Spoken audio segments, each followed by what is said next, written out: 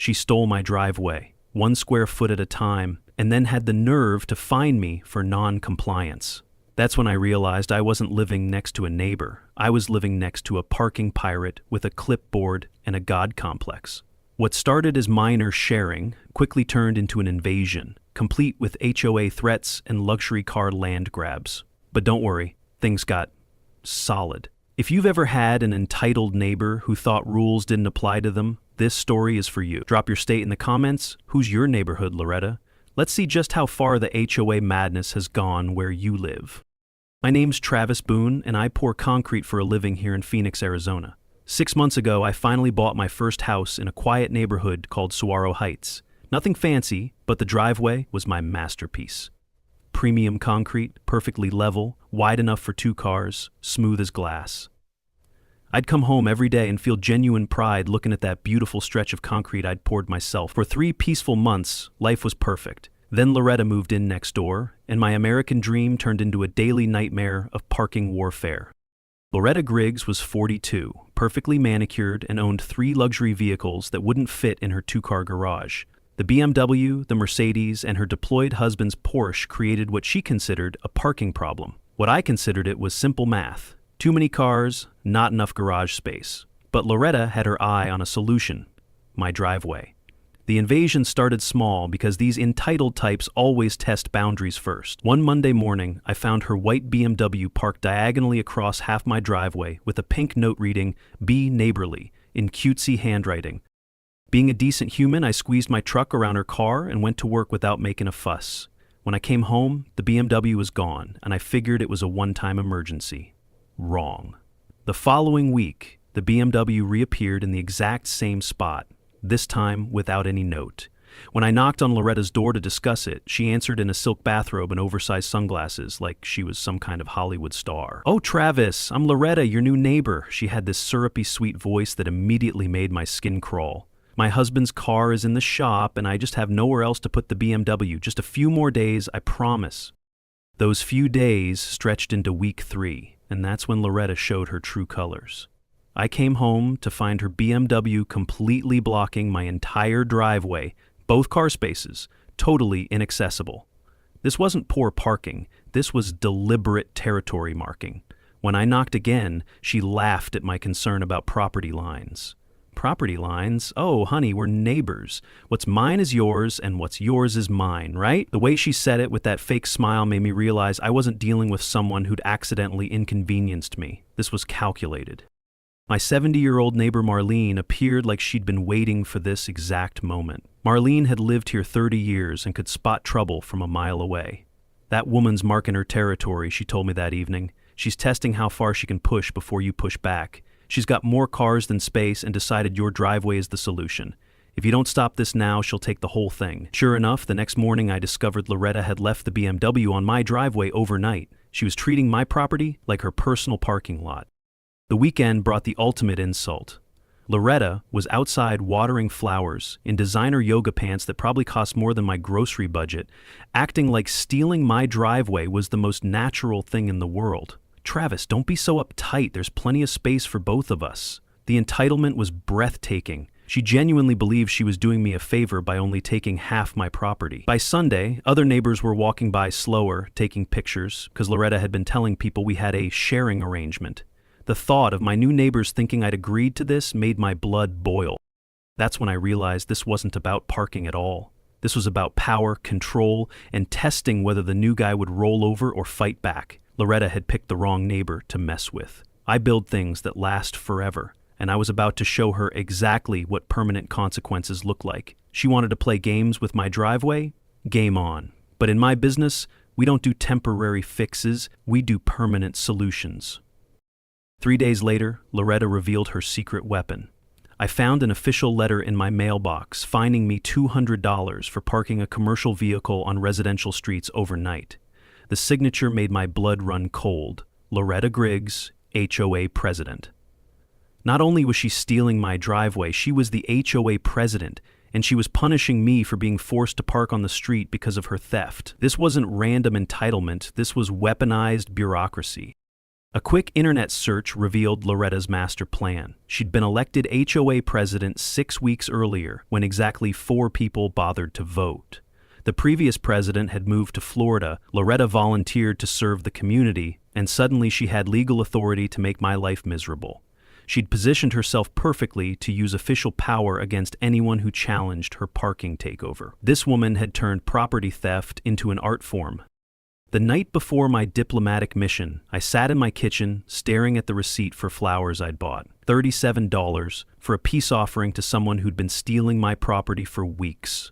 Part of me wondered if I was being weak, if trying to be reasonable with someone who'd already shown their true nature was just setting myself up for more abuse. But I'd been raised to exhaust peaceful options before escalating conflicts. This would be my final attempt at being the better person. I walked to her front door the next morning, determined to work this out like adults. The weight of those flowers felt heavier than concrete as I pressed her doorbell. When she answered, her Ring doorbell was recording everything, and Loretta performed for the camera like she was auditioning for sainthood. "Oh my, Travis, what a lovely gesture!" Her smile was pure theater, all teeth and fake Southern charm. She accepted the bouquet with both hands, pressing it to her chest like I'd just proposed marriage. "I really appreciate you coming to me like this. I'm going through such a difficult time with my husband deployed overseas." Here it came. The manipulation playbook opened at Chapter 1. Loretta's eyes actually welled up with tears as she spoke about her loneliness, her struggles managing 3 vehicles alone, her fear of parking on dark streets at night. "Sometimes a girl just needs understanding from her neighbors, you know. A little compassion from good people who recognize when someone's just trying to survive." The performance was masterful, designed to make me feel like a monster for objecting to her theft of my property. When I gently suggested she could park on the street or look into renting a space somewhere, her mask slipped just enough to reveal the steel underneath. "Look, Travis," she said, her voice dropping the syrupy sweetness for a moment, "I'm going through a hard time here. Surely you can park that old truck on the street and let a lady use the nice, safe driveway?" The condescension was unmistakable. She was talking down to me like hired help who should be grateful for her attention. "Besides," she added with that meaningful pause, "I'd hate for there to be any more unpleasantness with the HOA. Community standards can be so strict, and there are so many ways good neighbors can accidentally violate regulations." That's when I realized this wasn't a negotiation. This was a hostage situation. Loretta wasn't asking for help, she was demanding tribute. The tears, the sob story about her deployed husband, the flowers pressed to her chest, it was all theater designed to make me complicit in my own robbery. She'd weaponized vulnerability, turned victimhood into a cudgel, and expected me to thank her for the privilege of being beaten with it. Standing there with her doorbell camera, recording my unreasonable response to her reasonable request, I understood that some people mistake kindness for weakness. Loretta was about to learn the difference. That's when I understood the extortion. Let her use my driveway, and the HOA fines would stop. Refuse, and she'd make my life hell until I submitted or moved away. "I need access to my own property," I told her firmly. Her smile turned arctic. "Your choice, Travis. I do hope you'll reconsider." The threat was crystal clear, delivered with the sweetest possible tone. This woman was diabolical. The next day brought escalation. Not just the BMW, but also her Mercedes was parked on my driveway. She'd gone from taking half my space to treating my entire property like her personal lot. When I left for work, she was watching from her kitchen window with a coffee mug, enjoying the show. That afternoon, my phone rang with a call from the city building department. "We've received a complaint about commercial vehicle storage in a residential area. We'll need to send someone out Friday to verify compliance."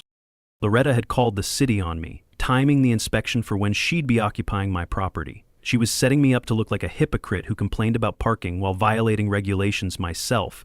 The calculated cruelty was impressive in its thoroughness. This woman had studied psychological warfare. That evening, Marlene knocked, with a folder of photographs showing Loretta's escalating invasion, complete with timestamps. "She's been planning this from day one," Marlene explained. "Look, she's been photographing your truck for weeks, building a case while stealing your driveway. She forced the Johnson family to move with constant harassment. You're her biggest target because you have the best driveway on the block." Looking at those photos, something clicked in my mind. I'd been playing defense while Loretta played offense. I'd been trying to be reasonable with someone who'd declared war before we even met. She'd miscalculated one crucial thing, though. I wasn't just any neighbor she could intimidate. I was a concrete contractor who knew exactly how to make problems permanent. If Loretta wanted to escalate this conflict, I was about to show her what real escalation looked like. Friday morning arrived with Loretta parking her BMW like a monument to victory across my entire driveway at 8 a.m. sharp. She was dressed for tennis, designer sunglasses reflecting the Arizona sun, and she locked the car with a theatrical flourish before heading to yoga class. The timing was perfect for the city inspector's 9 a.m. arrival. Pure strategic thinking from a woman who'd turned neighbor harassment into a science. The inspector showed up exactly on schedule, a tired-looking man with a clipboard who'd clearly seen every property dispute imaginable. Before I could introduce myself, Loretta materialized, wearing a conservative outfit that transformed her from tennis princess to concerned citizen. "Inspector, thank you so much for coming. I'm Loretta Griggs, HOA president. I do hope we can resolve this amicably." Her performance was masterful. The reasonable neighbor protecting community standards. What followed was psychological warfare disguised as a civic inspection. Loretta walked the inspector around my property, pointing out how my oversized commercial vehicle dominated the street view and potentially lowered property values. She spoke in measured, concerned tones, while her BMW sat like a white elephant in my driveway, as if it had grown there naturally. When I pointed out the irony, the inspector cut me off. "Sir, I'm only here about the truck complaint." Loretta had positioned herself as the community guardian while I looked like the defensive rule breaker making excuses. When the inspector examined oil stains her tires had left on my concrete, she sighed dramatically. "I've tried working with Mr. Boone, but some people don't understand neighborhood cooperation." The inspector noted everything while the BMW sat there like evidence of my support. 30 minutes later, I held a $500 citation and orders to remove my truck or get an expensive commercial license. That weekend, Loretta threw a barbecue and used my driveway as guest parking. 6 cars on my property while she played hostess, telling neighbors she was working with difficult residents and maintaining community standards. I could hear fragments of conversation about her patience with stubborn neighbors who needed guidance. She'd turned my property into a stage for her performance as the reasonable authority figure. Sunday brought ultimate humiliation when one of her guests approached me. "You must be Travis. Loretta told us about your sharing arrangement. Really generous of you to accommodate her like that." I stood there speechless, unable to explain without looking petty or crazy. Loretta had rewritten history so completely that correcting it would make me seem like the problem. She'd weaponized my own decency against me. That evening, I sat in my garage studying concrete supply catalogs with new eyes. I'd built my reputation creating permanent solutions for temporary problems. Foundations lasting decades, driveways supporting anything, structures built to endure. Loretta had spent weeks studying my weaknesses, using my patience against me while escalating systematically. But she'd focused so hard on my vulnerabilities that she'd missed my greatest strength. I knew how to make things permanent. I pulled out my phone and called suppliers. Emergency repair job Monday morning. Need quick-set concrete, the kind that cures in 3 hours. Marlene was watching from her kitchen window when I hung up. She gave me a thumbs up and mouthed, "About time." I spent the rest of the evening calculating volumes and sketching plans. If Loretta wanted permanent parking, I was about to give her exactly what she'd been asking for. Some lessons need to be set in stone. Monday morning at 9:30, I stood by my kitchen window with a cup of coffee, watching Loretta follow her routine like clockwork. There she was, parking the BMW across my driveway before heading to yoga class. 2 hours of guaranteed absence. I'd been tracking her schedule for weeks like a detective building a case. This was it, the point of no return. Once that concrete truck arrived, there would be no taking this back, no claiming it was a misunderstanding. I was about to cross a line that most people only dream about crossing. My hands were steadier than I'd expected as I watched her BMW settle into its usual position of territorial dominance. For a moment, doubt crept in. Was I really about to bury an $80,000 car in concrete over a parking dispute? Was this genius or complete insanity? Then, I remembered 3 months of stolen property, weaponized HOA authority, and systematic psychological warfare disguised as neighborly requests. Loretta had chosen this escalation. I was just providing the conclusion. At exactly 10 a.m., the concrete truck rumbled down our quiet suburban street like a tank approaching a battlefield. The diesel engine's rumble announced that construction was about to begin, and within moments, neighbors emerged from their houses like prairie dogs sensing disturbance. They didn't know what was coming, but they could feel something significant was about to happen. The morning light cast long shadows across the BMW, making it look like it was already partially buried. I put on my work gear with ceremonial precision, safety vest, hard hat, work gloves, and stepped outside to meet my destiny with a smile. The truck driver climbed down from his cab, took one look at the BMW's placement, and scratched his head in professional confusion. "You want me to pour around that car?" he asked, gesturing at the pristine white vehicle sitting exactly where I'd told him it would be. "This vehicle's been abandoned on my property for weeks," I told him with the calm authority of someone who'd thought this through from every angle. "We're going to treat it like any other permanent fixture and work around it." The driver shrugged with the philosophical acceptance of someone who'd seen enough construction oddities to stop asking questions. "You're the boss. This is either genius or completely insane." "Sometimes," I replied, watching neighbors gather with coffee mugs and cameras. "Those are the same thing." The concrete truck's chute swiveled into position, and I felt the familiar thrill of a project about to begin. Except this time, instead of building something new, I was about to make a problem permanent. This wasn't just concrete work. This was performance art with professional-grade materials. The pour began with surgical precision. Premium quick-set concrete flowed around the BMW's tires, under the chassis, then up and over the lower half of the vehicle. Not enough to damage anything mechanical, but sufficient to make the car completely immovable. I guided the flow with 15 years of experience, creating a smooth, professional finish that made the BMW look like modern art. The white paint disappeared under gray concrete that would cure harder than granite.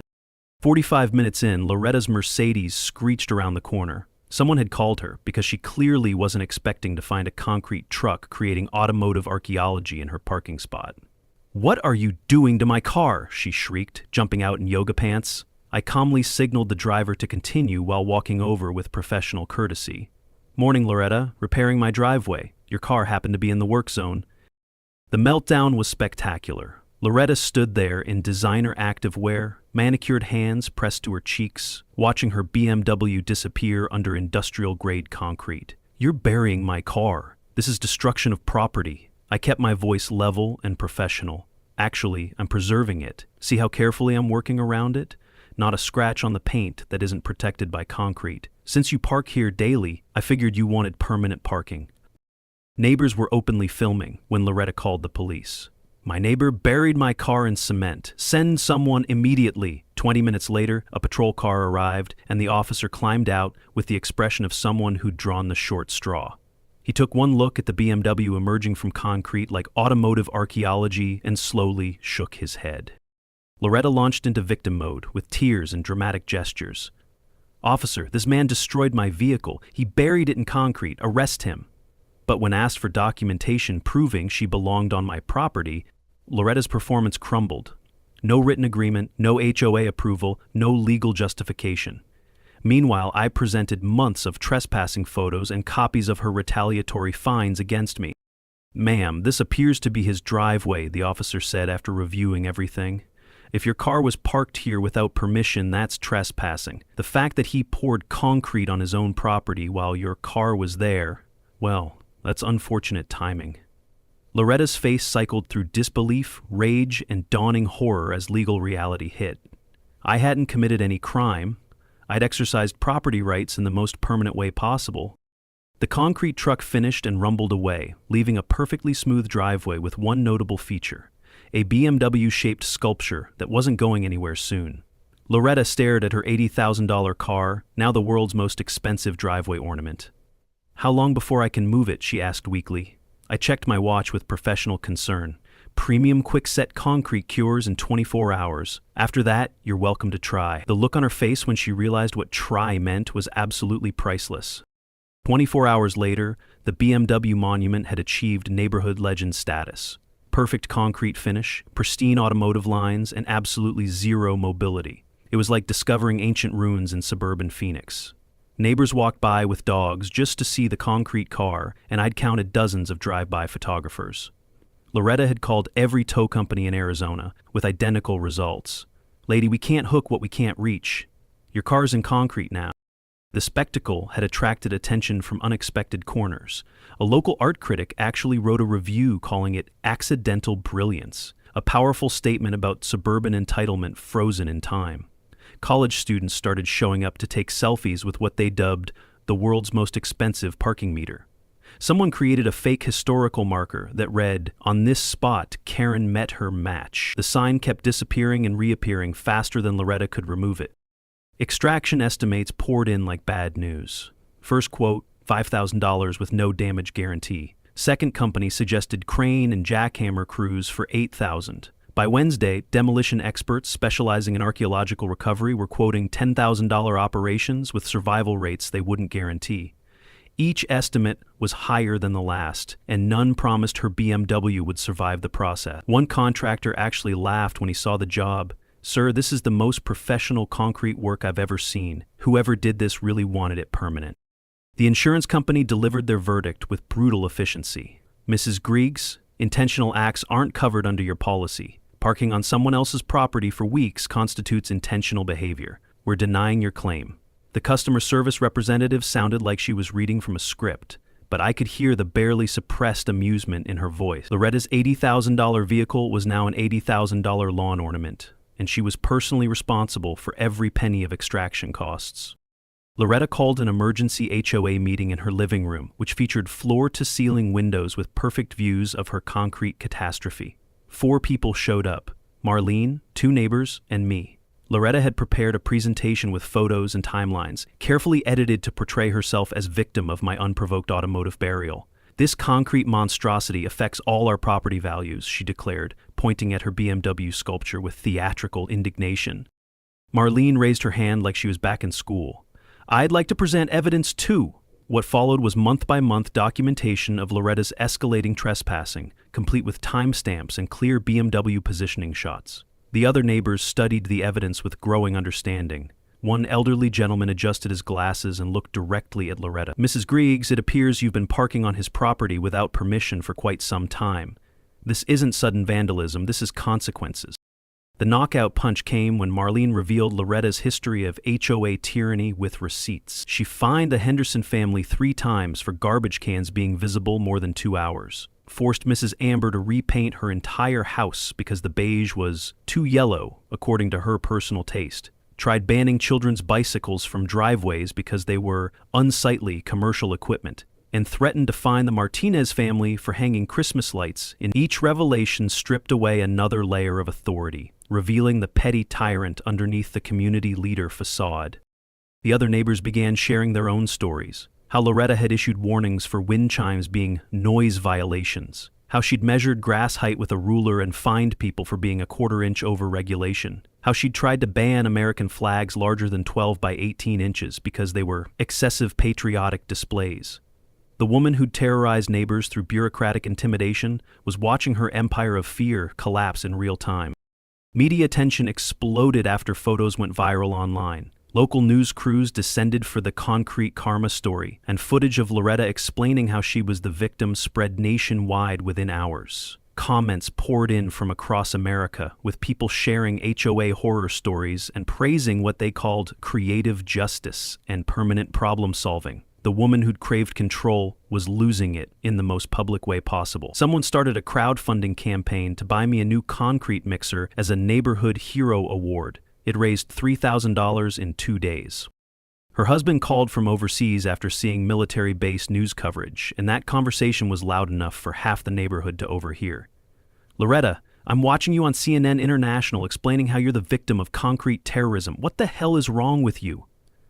Neighbors found their voices, sharing stories of Loretta's authoritarian leadership with anyone who'd listen. Property management companies distanced themselves from our association, citing reputational concerns. The empire built on controlling others through bureaucratic fear was collapsing faster than her BMW's resale value. Thursday brought a delegation of HOA board members from neighboring communities who'd come to see the BMW monument in person. They walked around it like investigators studying evidence, taking notes and photos. "We've been dealing with similar power abuse issues," one explained. "Your situation has become a case study in what happens when HOA authority goes unchecked. We're implementing new bylaws to prevent this kind of tyranny in our neighborhood." Loretta watched from her window as her downfall became an educational tool for better governance. Friday brought Loretta's final legal attempt. She arrived with a nervous lawyer who clearly wished he was anywhere else. "Mr. Boone, my client will file significant lawsuits unless you immediately remove concrete from her vehicle. I invited them both to inspect my professional workmanship, pointing out the care taken to avoid BMW damage. Your client's car is perfectly preserved under there. The lawyer walked around the monument twice, taking photos and notes. Understanding the situation thoroughly, the lawyer quietly advised Loretta she had no case. Ma'am, he poured concrete on his own property. Your car being illegally parked there during the pour creates no liability for him. In fact, you could potentially face charges for trespassing and harassment. Watching Loretta's last hope of legal rescue disappear was almost worth all the hassle. She'd weaponized legal threats for weeks, only to discover her own actions had put her beyond legal protection.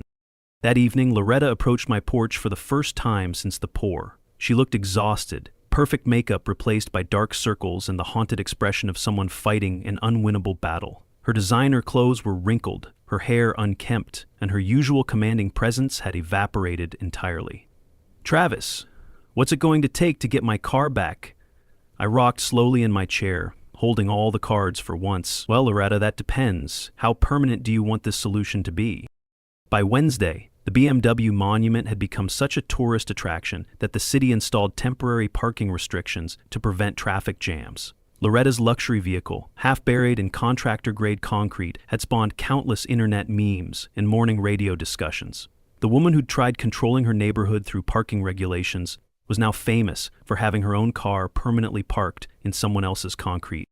The social media explosion was beyond anything I could have imagined. Someone had created a time-lapse video showing the BMW's transformation from luxury vehicle to concrete sculpture, set to classical music like a nature documentary. It had 3 million views in 48 hours. Memes flooded every platform. When you mess with the wrong concrete contractor, park here permanently, and my personal favorite, a photo of the BMW with the caption, "Some mistakes are set in stone." The hashtags were endless. Concrete justice, BMW monument, Ho Karma, permanent parking.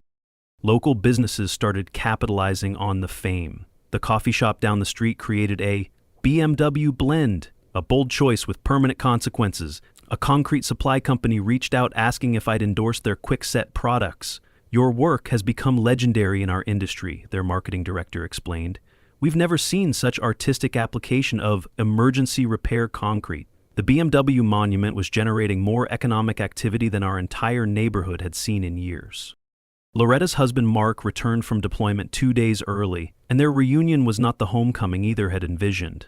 I watched from my kitchen as he stood in my driveway, hands on hips, staring at the concrete sculpture that used to be transportation. He walked around it 3 times, taking photos and shaking his head in disbelief. The conversation echoing through their windows was clearly audible. Incredulous questions and increasingly heated accusations. "Loretta, what the hell did you do? I'm watching our BMW on the evening news. My commanding officer called to ask if I needed mental health resources for my wife." Mark's initial reaction was exactly what Loretta had counted on. Protective husband ready to defend his wife against an obviously unstable neighbor. He'd gotten off the plane from overseas deployment, expecting to comfort his victimized spouse, not investigate a concrete crime scene in his own driveway. "Where's this Travis guy?" he demanded, scanning the neighborhood like he was planning a confrontation. "I want to hear his side before I decide whether to press charges or just handle this myself." That's when the neighbors started talking. First was old Mr. Henderson from 2 houses down, who'd been waiting months for someone to listen. "Son, before you do anything you'll regret, you need to know what your wife's been doing while you were gone." What followed was a patient, devastating education in Loretta's reign of terror. The daily trespassing, the weaponized HOA authority, the systematic harassment of anyone who challenged her control. Mark's expression shifted from protective anger to confused disbelief to dawning horror. Marlene arrived with her folder of evidence like a prosecutor armed with irrefutable proof. She spread photographs across Mark's kitchen table while he stared in growing shock at months of documented property theft. "Your wife didn't just park on his driveway occasionally," Marlene explained with the patience of someone delivering a terminal diagnosis. "And colonized it. Look at these timestamps every single day for 3 months. She fined him for parking on the street because she'd stolen his driveway space." The knockout punch came when Mark saw the photos of Loretta measuring his truck with a tape measure, building a case against Travis while occupying his property. "She was planning this war from day one," Marlene continued. "That concrete didn't happen because Travis snapped. It happened because your wife pushed a patient man past his breaking point. Mark's hands shook slightly as he processed evidence that his wife wasn't a victim, she was a predator who'd finally chosen the wrong prey. The confrontation between Mark and Loretta that evening was audible through their open windows. "You didn't just destroy a car, Loretta, you destroyed trust." Mark's voice carried the controlled fury of someone realizing they'd married a stranger. "I fought in real wars overseas. What you did here isn't power, it's cruelty disguised as authority." Loretta's attempts at explanation crumbled against his systematic dismantling of her victim narrative. "I left my unit, my mission, my duty to come home and support you through this crisis," Mark continued, his voice rising. "I was ready to hire lawyers, file police reports, whatever it took, and I find out you're the villain in this story? That my neighbors had to educate me about my own wife's behavior?" The sound of drawers slamming and luggage zippers being pulled echoed across the neighborhood. Mark was packing while delivering his verdict. "From my kitchen window, I watched this family dissolve in real time and felt no satisfaction, only the hollow relief of someone watching consequences finally arrive." Loretta had weaponized her husband's absence, using his deployment as cover for neighborhood terrorism. Now that same husband was discovering he'd been unknowingly complicit in her crimes. "I'll be at a hotel tonight," Mark announced, loud enough for everyone to hear. "Tomorrow I'm calling a divorce lawyer. This isn't marriage, it's enabling a tyrant." Thursday morning brought the HOA board's demand for Loretta's immediate resignation. A petition signed by 80% of residents cited abuse of authority and conduct unbecoming an officer. The document detailed not just her harassment of me, but systematic authoritarian behavior dating back to her first week. Fines for children's sidewalk chalk, threats over garden gnomes, attempted bans on holiday decorations, measuring grass height with rulers, and trying to regulate the size of American flags. The neighborhood had finally found its voice, and it was speaking in unison. Loretta had to go. The petition included testimonials that painted a devastating picture. "Mrs. Griggs fined us $50 because our son's bicycle was visible in our driveway for more than 4 hours. She threatened legal action over our wind chimes being a noise violation in a residential area. She tried to force us to remove our garden gnomes because they were inappropriate lawn ornaments that lowered property values." Page after page of petty tyranny, each incident carefully documented with dates and witnesses. Insurance delivered the financial death blow with bureaucratic efficiency. Companies don't cover intentional acts, and parking on someone else's property for weeks qualified as intentional. Her homeowner's policy wouldn't pay for BMW extraction, leaving her personally responsible for what experts now estimated as a $10,000 rescue with no survival guarantee. The insurance adjuster actually visited to see the situation personally. "Ma'am, in 30 years of adjusting claims, I've never seen anything quite like this. Your vehicle is essentially part of a permanent structure now." The adjuster took photos from every angle, his professional fascination evident. "This is actually remarkable craftsmanship. Whoever did this concrete work really knew what they were doing. The cure is perfect, the finish is smooth, and it's clearly meant to last decades. From an insurance perspective, your car is no longer a vehicle, it's architectural decoration."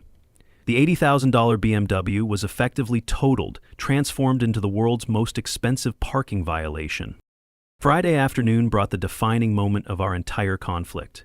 Loretta sat on her porch steps in her bathrobe at 3 p.m., staring at her concrete-encased car with the hollow expression of someone whose worldview had shattered.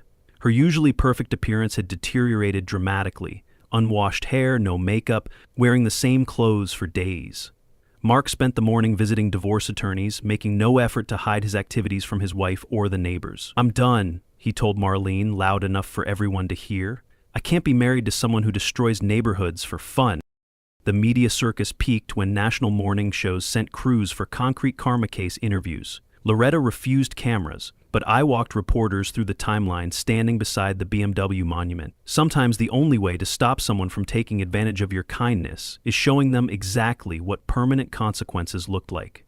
The segment went viral within hours, inspiring property rights advocates nationwide and spawning academic discussions about HOA reform. A sociology professor from Arizona State University actually contacted me about studying our situation. "Your conflict represents a perfect case study in power dynamics, community governance, and creative conflict resolution," she explained. "We'd like to include this in our curriculum about organizational behavior and abuse of authority." The BMW monument was becoming educational material for understanding how small-scale tyranny collapses under its own weight.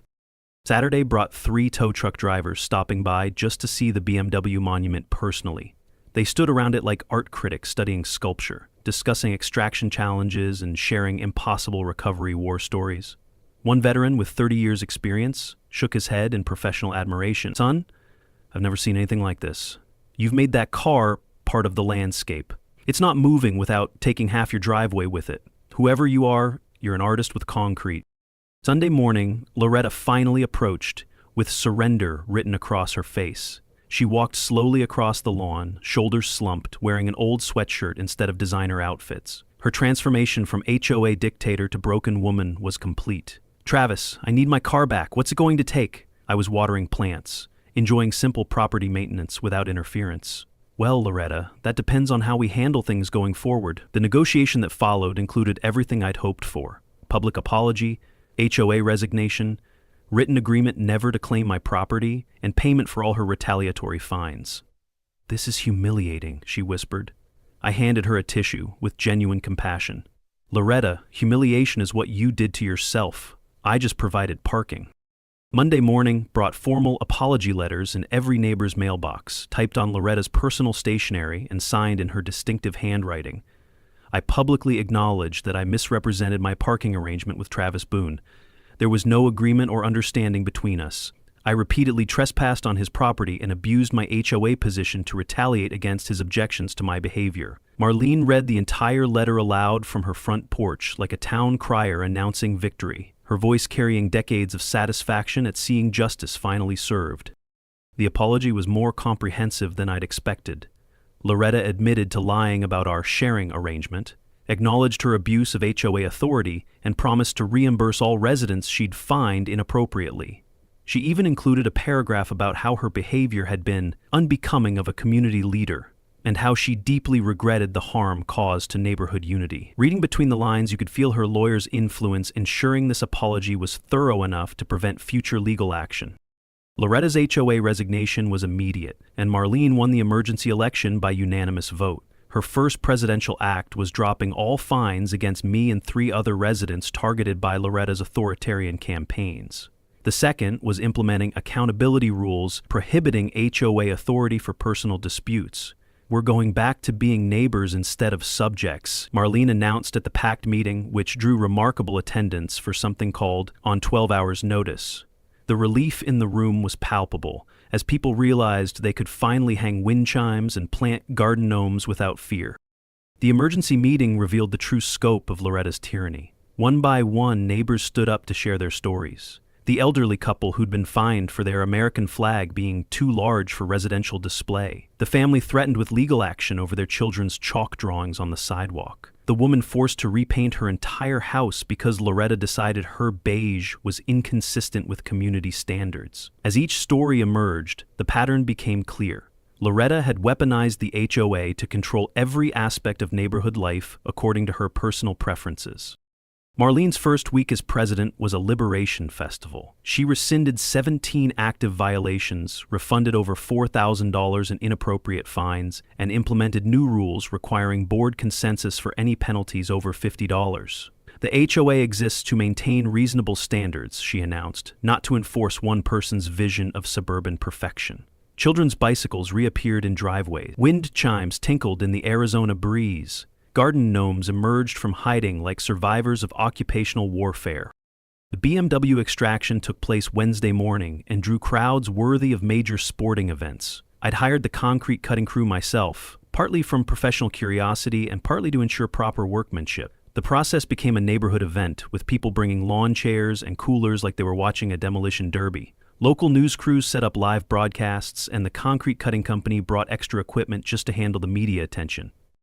6 hours, 2 jackhammers, a small crane, and enough specialized equipment to build a parking garage. The crew worked with surgical precision, aware that every move was being filmed and broadcast. "This is the most professional concrete work I've ever tried to remove," the lead contractor announced to the crowd. "Whoever did this really wanted it permanent. We're basically performing automotive archaeology here." Final bill, $7,800, which Loretta paid without complaint after Mark made clear this was entirely her problem to solve.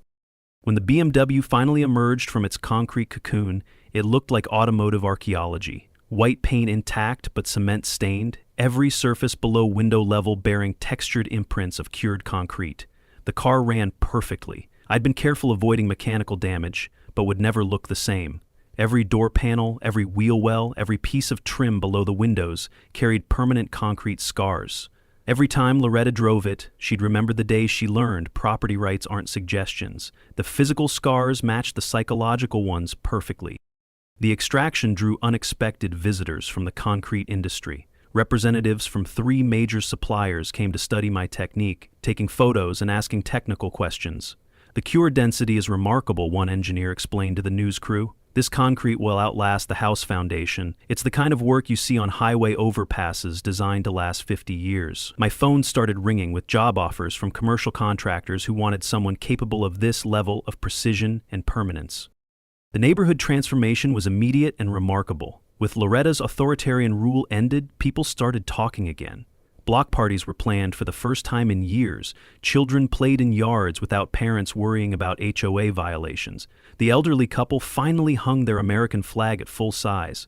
The family with the artistic daughter encouraged her sidewalk chalk masterpieces. It was like watching a community wake up from a nightmare and remember what neighborly behavior actually meant. My concrete business exploded as word spread about the BMW concrete guy. Property owners throughout Phoenix called, requesting estimates, many specifically wanting the contractor who solved his parking problem permanently. The story had legs in the construction industry. Trade magazines featured articles about creative problem solving and permanent property solutions. Local contractors started calling particularly challenging jobs pulling a Travis, meaning solving persistent problems with permanent, professional quality solutions that couldn't be undone or ignored. The business boom required immediate expansion. I hired 2 additional crew members to handle increased demand from people who appreciated creative problem solving. My scheduling book filled 6 months out, with clients specifically requesting the guy who made that BMW monument. Property managers started calling about creative parking solutions for problem tenants. "We need something that sends a message," one explained, "something permanent but legal." My reputation shifted from neighborhood handyman to legend. Mark filed for divorce exactly 1 month after returning home, citing irreconcilable differences in legal documents. Everyone understood meant my wife is too crazy to handle. The paperwork was filed publicly, and local reporters picked up the story as a continuation of the BMW saga. Concrete Karma Claims Marriage became the headline, with articles detailing how Loretta's neighborhood tyranny had cost her both her car and her husband. Mark gave one interview explaining his decision. "I married someone I thought was community-minded. I came home to discover I'd married a dictator." Loretta listed their house 6 weeks later, unable to face daily reminders of her humiliation every time she looked at my driveway. The for sale sign attracted multiple offers from people wanting to live where that amazing concrete justice thing happened. The real estate agent mentioned the neighborhood's recent media attention as a selling point, noting how property values had actually increased due to the viral fame. People wanted to live next to the BMW concrete guy. Apparently, having a creative problem solver for a neighbor was considered an asset. The new owners were a young couple with twin daughters who thought the BMW story was hilarious. They brought wine and asked if I'd pour their driveway during upcoming renovations. "We want to hire the legend himself. Anyone crazy enough to bury a BMW probably does excellent work," the husband explained with obvious admiration. "Plus, we figure having you as a neighbor means we'll never have parking problem." They weren't wrong. Perfectionism and creative problem solving had always been my professional hallmarks, just never applied to neighborhood warfare before. 6 months later, I was featured in trade magazines about innovative conflict resolution in residential construction. The article included before and after photos, customer interviews, and a sidebar about clear property boundaries. "Concrete Solutions, When Professional Skills Meet Personal Problems" became the headline I framed for my office, right beside a photo of the BMW monument at peak glory. The piece spawned speaking engagements at contractor conferences about thinking outside the foundation when solving customer problems. The BMW monument's legacy extended far beyond our neighborhood. HOA reform groups across the country used our story as a cautionary tale about unchecked authority. Property rights advocates shared the footage as a masterclass in creative legal resistance. concrete contractors began receiving requests for BMW-proof driveways, designed to prevent unauthorized parking through strategic design elements. The phrase "pulling a Travis" entered industry vocabulary, meaning solving persistent problems with permanent professional solutions. Law schools started using our case and property law classes as an example of creative self-help remedies within legal boundaries. The defendant used his professional expertise to solve a trespassing problem through permanent modification of his own property became the standard legal analysis. While unconventional, the solution was entirely within his rights as a property owner. My actions had become a textbook example of how to handle property disputes without breaking any laws. Today, my driveway remains smooth, level, and exclusively occupied by vehicles I actually own. Decorative elements along the edges prevent accidental parking through creative landscaping and strategic barriers that look intentional rather than defensive. The concrete shows no signs of the dramatic extraction that occurred months ago, though neighbors still point out faint BMW outlines to visitors like tour guides at historical sites. The story has become neighborhood folklore, passed down to new residents as a reminder that property rights matter. Loretta Griggs learned that property rights aren't suggestions, community leadership isn't dictatorship, and concrete contractors know how to make problems permanent. She wanted daily access to my driveway, so I gave her permanent residence in concrete. Sometimes the only way to stop someone stealing your space 1 inch at a time is showing them exactly what permanent consequences look like. And sometimes, just sometimes, the best revenge is perfectly legal, completely professional, and guaranteed to last 50 years. The concrete industry embraced the story as proof that skilled tradespeople deserve respect. My technique was analyzed in technical publications with detailed breakdowns of concrete density, cure rates, and structural integrity. This represents the highest quality residential concrete work we've documented, wrote one industry expert. The subject vehicle is essentially fossilized in premium-grade construction material. The BMW monument had become a testament to both craftsmanship and justice. Drop your HOA horror stories in the comments. I'd love to hear how others have dealt with neighborhood tyrants. Hit that like button if you think Loretta got exactly what she deserved, and subscribe for more stories about standing up to bullies with style. Remember, folks, always respect your neighbors' driveways. You never know when you might find yourself in a permanent parking situation.